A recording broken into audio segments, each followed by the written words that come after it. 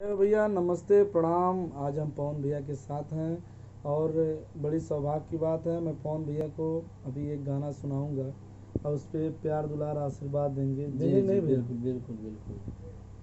कि हमनी के छोड़ी के नगरियान हो कहवा जाइबू हे माई, तू ही बारू मोरे महतारियान हो, जय हो कैसे करी हम विदाई।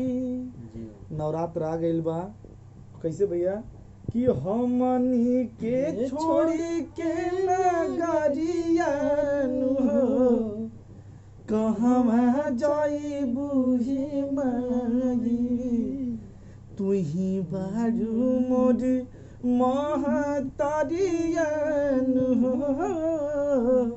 कैसे करी हम विदाई।